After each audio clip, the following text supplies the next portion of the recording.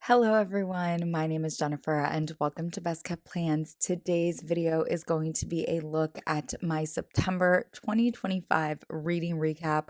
We're going to talk all about the books that I read last month. If you're interested in seeing that, please stick around.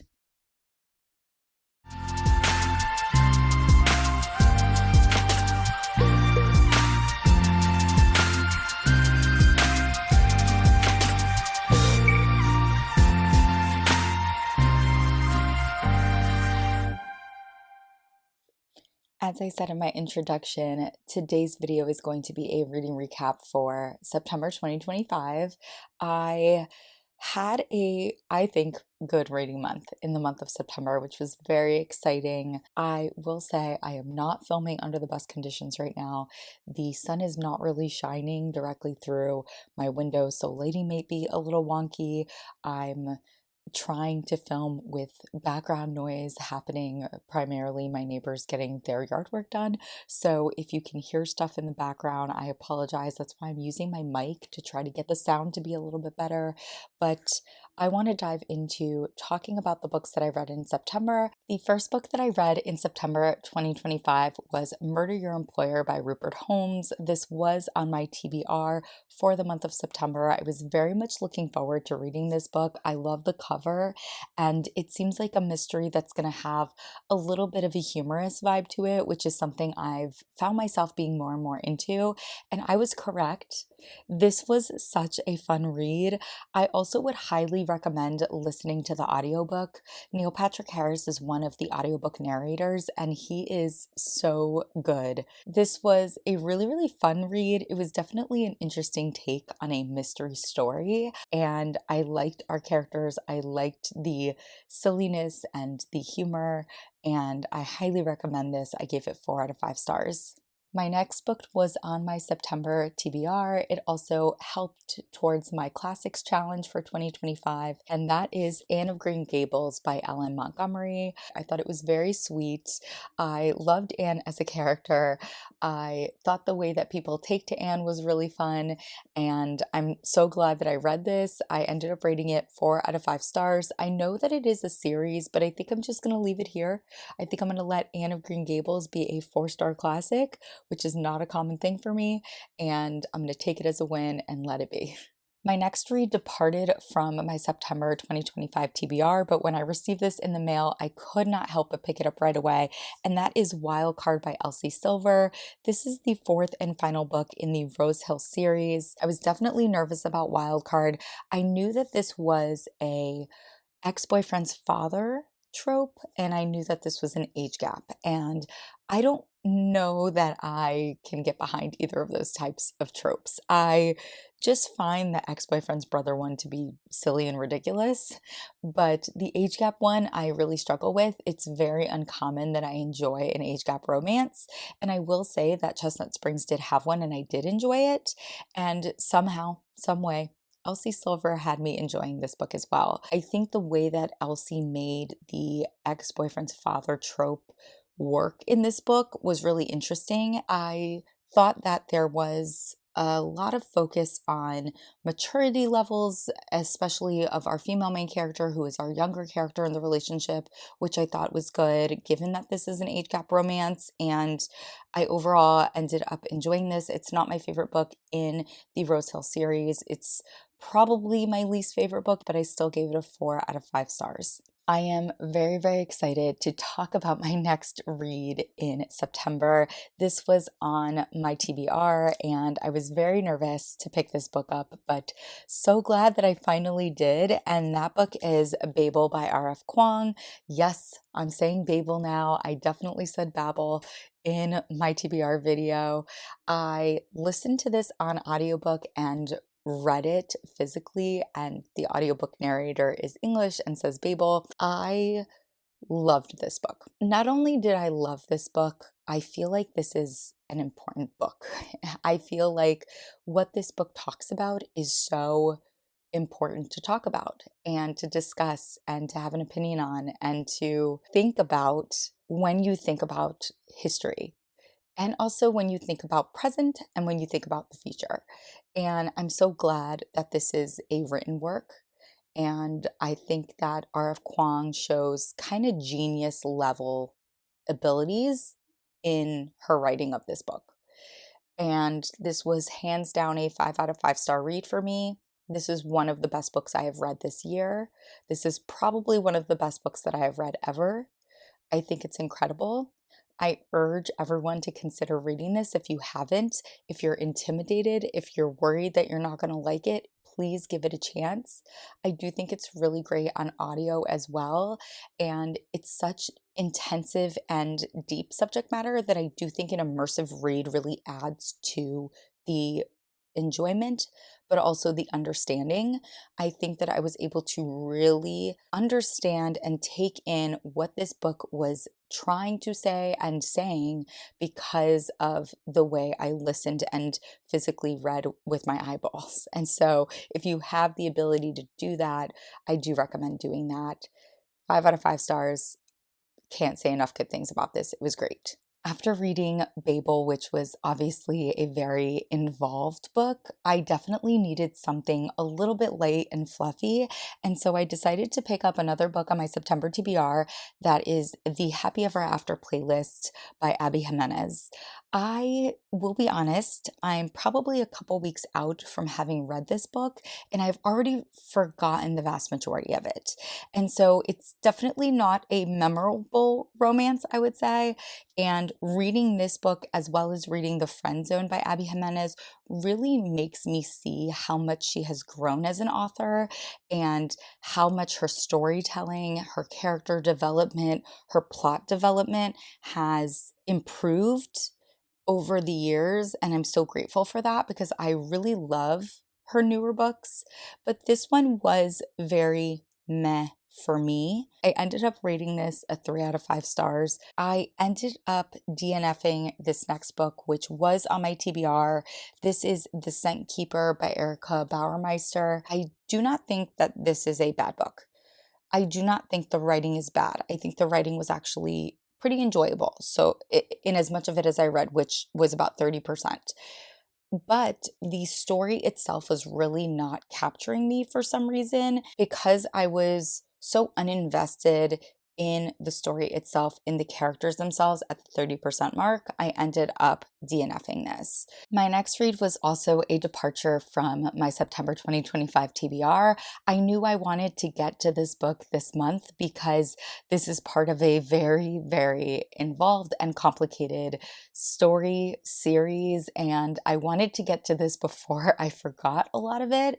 And so I ended up picking up The Two Towers by J.R.R. Tolkien. This is the second book in the Lord of the Rings trilogy, and it's really interesting because I have heard, but it never really processed in my brain that The Lord of the Rings isn't actually a trilogy. It's one long book that was separated into 3 parts when it became published, I guess.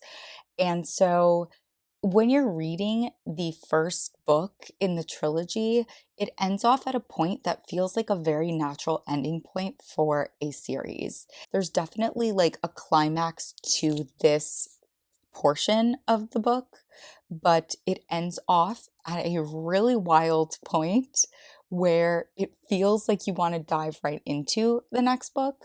I didn't because there were other things I wanted to get to in September, but I thoroughly enjoyed this and it kept me incredibly invested all the way through. I really do love these characters and seeing them kind of navigate and maneuver separated from each other was interesting. And I can't say that I liked this more than book one. I would give this a 4 out of 5 stars. I gave book one a 4.5 out of 5 stars. But when I finished this, I was very eager to continue on with book three. At this phase in the month, I realized that I hadn't read anything that was considered literary fiction to fulfill my 2025 literary fiction challenge. I'm trying to read one lit fic book every month. The Scent Keeper was supposed to be that book, but I DNF'd it. So I ended up picking this book. I really didn't know anything about it, but I've heard wonderful things about it.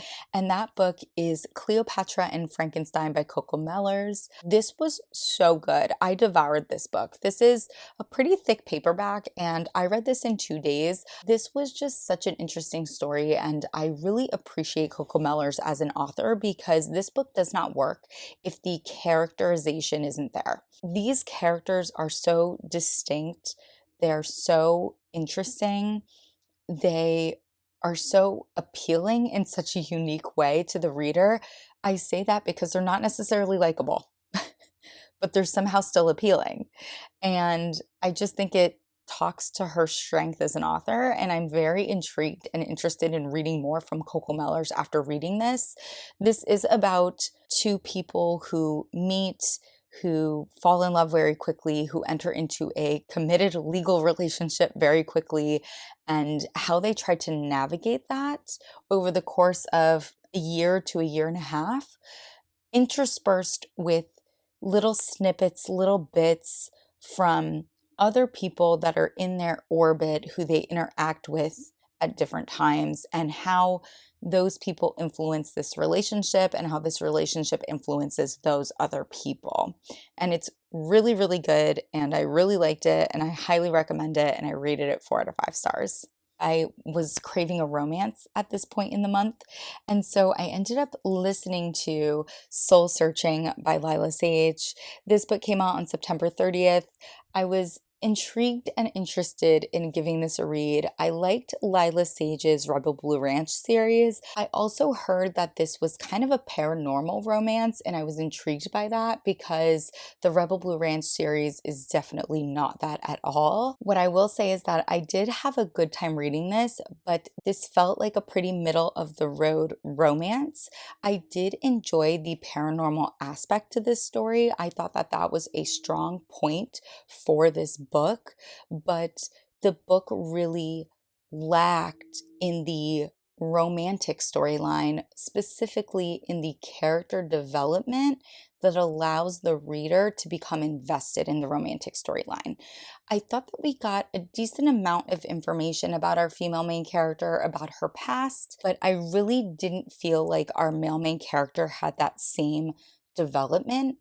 And so it made him seem pretty hollow as a character, and it made his attraction to our female main character seem pretty surface level and shallow, which then doesn't allow me to become invested in their story, really.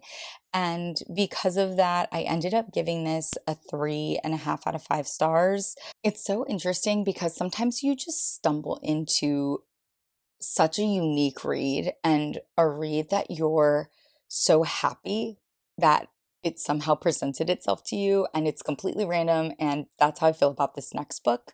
This is actually considered a novel in verse, so a little bit poetry, but it is a continuous story, and that is called Wild Dreamers by Margarita Engle. I just was looking through, I believe, Libby, and seeing what audiobook poetry collections they had, and this popped up, and it just seemed like a great book to read during Hispanic or Latinx Heritage Month. And so I decided to give it a listen. It was like super late at night. I believe it's only like 2 hours long, and I loved it. It was so good. Our two main characters are high schoolers. They're dealing with some pretty heavy things that have happened in their past that are currently happening in their present. It touches upon parental death. It touches upon homelessness. It touches upon what it means to sacrifice for the betterment of your family's future. It was incredibly touching to me. It had a little bit of magical realism and whimsy to it, which I thought was very sweet. And I really recommend reading this. It was lovely, genuinely. And I would be very interested in reading more from this author. I ended up giving it 4 out of 5 stars.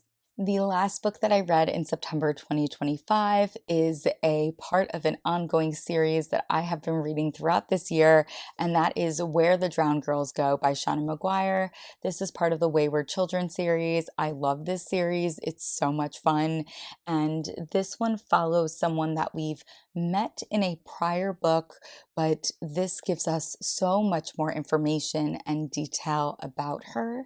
This one's also a bit unique and different from the other books in the series. We spend the majority of this book in the real world, which is not necessarily what we see in other books.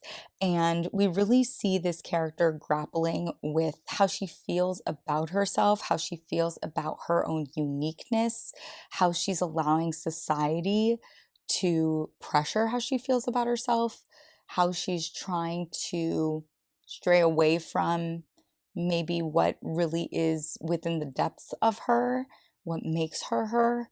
And I really liked that. And I ended up giving this 4 out of 5 stars. And the last thing that I wanted to do was just touch on my top 3 for the month of September 2025.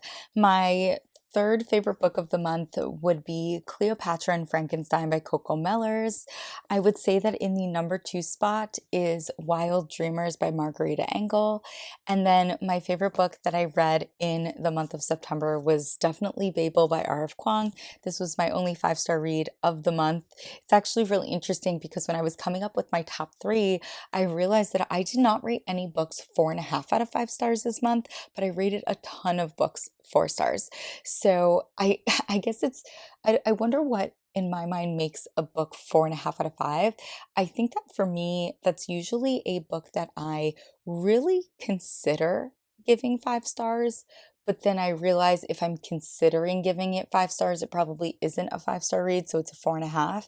And then a 4 is probably a book that I absolutely loved and enjoyed, but I know didn't give me that 5-star feeling or didn't make me debate if it was 5 stars. Yeah, that's just something interesting that I noticed for the month of September. I also wanted to touch upon the fact that I did not read every book in my TBR for September. The only book that I didn't attempt to read was The Will of the Many, and the reason I didn't attempt that is because of The Lord of the Rings.